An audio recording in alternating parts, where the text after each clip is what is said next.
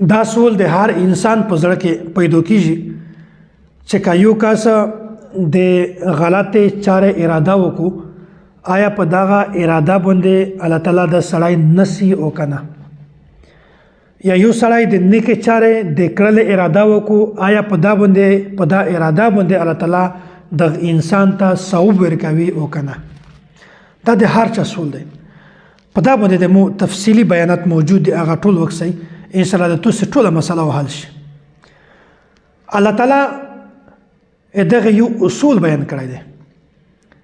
په دا باندې ډېر زیات احادیث خو خلاصه درته بیانوم اصول دا دی چې که یو سړی د ده په زړه کې د ګناهې خیال پیدا شي بیا یې په زړه کې د هغې ګناهې شوق پیدا شو بیا یې اراده وکړله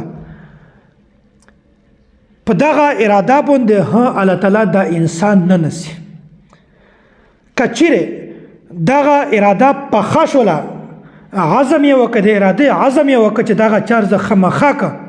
یا دا چار یې وکړله الله تعالی په اناباد دغه انسان په دا باندې نسی په اناباد الله تعالی دغه انسان هغه ګناهونه فرشته ته وایي چې ګناهونه ولیک او که چیرې یو سړی د په زړه کې د نیکۍ اراده پیدا شي خیال پیدا شي شوق پیدا شي بیا اراده وکړو نو که چیرې عزم نه وي پیدا شوی اچار یې نه وي کړی په هغه نه مخکې صرف په اراده باندې الله تعالی یک انسان ته ثوابونه ورکوي الله تعالی یک انسان ته نیکۍ لیکي نو څومره زیات فرق دی که چیرې د ګناه عزم د نه وي کړی هغه پوره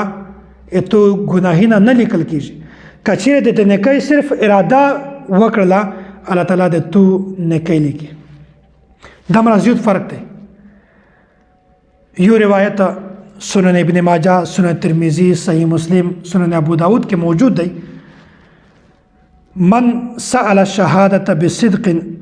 بلغه الله منازل الشهداء وإن مات على فراشه که د یوه سړي په ذهن کې دا خیال پیدا شو چې که الله تعالی مو ته مقرس کړله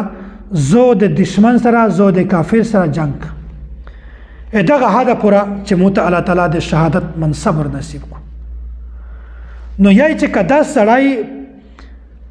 په خپله بستره باندې مړ ویلی نشي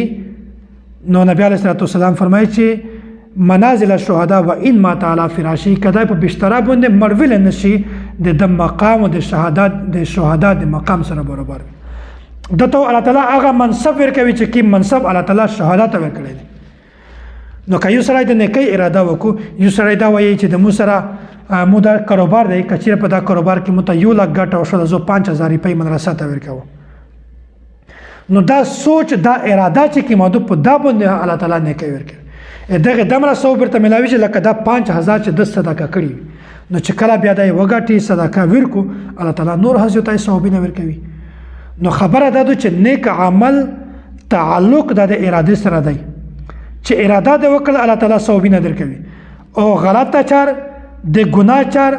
یغه صرف په اراده باندې الله تعالی ته نه نسی مقادر کوي چې پرېږده دغه چار د شیطاني خیالات دي وسوسې دي چې کله عزم وکړي چار وکړي الله تعالی ته په هغه ګناهونه باندې نسی